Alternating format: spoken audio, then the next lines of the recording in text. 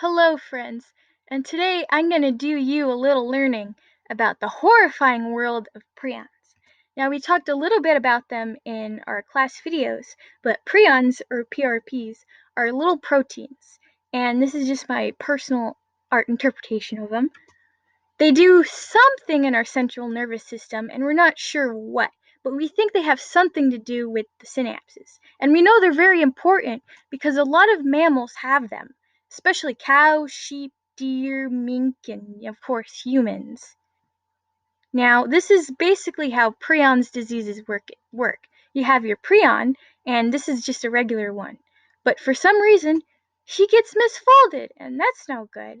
But this misfolded prion goes to regular prions, and he infects them and makes them misfolded just like him.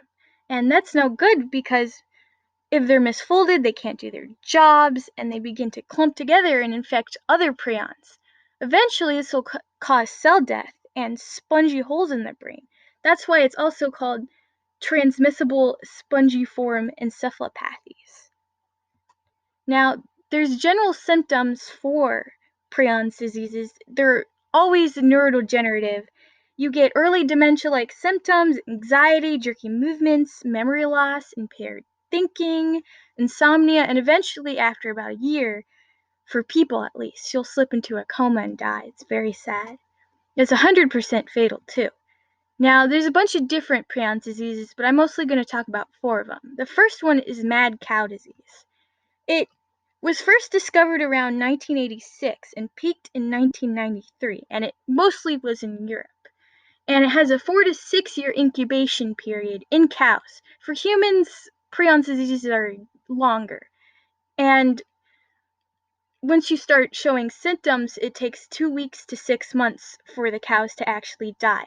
They would have erratic behavior, they'd have trouble standing up, and they just act all crazy, which is why it's called mad cow disease. Now, how did they get it, you ask? Well, people would grind up cows and sheep and feed it back to the cows and sheep. And that's what caused it, basically. It's the brain tissues and nervous system of cows, of infected cows, being fed back to the cows. It's horrifying. But don't you worry, if you're eating your burger, you will not get it because it doesn't transfer through meat like the muscle tissue. It's only the central nervous system, like the brain and stuff. We'll talk about the human version, which is called the Creutzfeldt-Jakob disease. And you can get it a couple different ways. You can inherit it, and it's not good because it's dominant inheritance. You can get it by eating the brains of infected animals, or you can just get it sporadically, but that usually happens in older people, which that's pretty unlucky. You can also get it another way. You can get it iatrogenically. It's if you get a blood transfusion, for example, from blood from an infected person, you can get it that way. You can get it from surgical equipment that has the prions on them. You can get them from cornea implants from infected people. So you got to be really careful with that.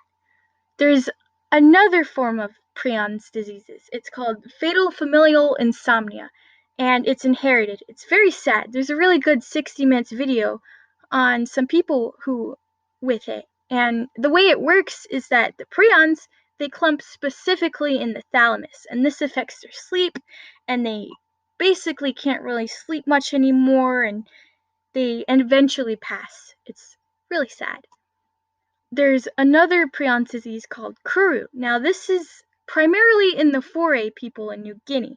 They had a tradition of cannibalism, and of course, eating the brain and the central nervous tissue of humans with prions in them would spread the disease to them. One of the sources that I read said that a couple people from the foray people managed to have a genetic thing that prevented them from getting it, but that was only one source, so, take that with a grain of salt.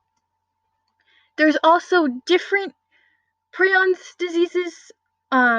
In the news a while back, people were really scared because deer were getting a Prions disease called chronic wasting disease. And it's really troublesome because animals and people can go a long time without having symptoms. There's that long incubation period. So you could unknowingly eat a deer you thought was healthy, and then, just don't eat their brains, I guess. Don't worry though, it's very rare to get a Prions disease. It's like a 1 in a million chance, so you should be good. Now, is there any way to really stop these jerks? These Prions? Nope. There's no treatments. There's only preventative treatments, like killing animals that have the disease, sadly. There's a bunch of different reasons why it's so hard to kill. I mean, there's this enzyme called protease. It's supposed to be able to break down and digest proteins, but for some reason, it doesn't work against prions. Maybe freezing, you may ask? Nope, they survive freezing. Maybe chemicals? Well, the issue with prions is that they're proteins. They don't have like DNA or nucleic acid you can target to try and kill. A lot of chemicals are very ineffective. Well, maybe fire. Kill it with fire. But there is a lot of different things I read about the exact temperature and time. But the fairly agreed upon thing was just super high temperature fire for long hours, maybe it'll kill it. So it works a little bit, but it doesn't always kill all of it. There's no super effective method, which very sad. But there is one source that I read. It was only one source, so again, take it with a grain of salt. I'll link it down in my sources section that said keratase, which is an enzyme. It was supposed to be really good at breaking down prions. But again, that was only one source. And these are my sources. Yup. Goodbye.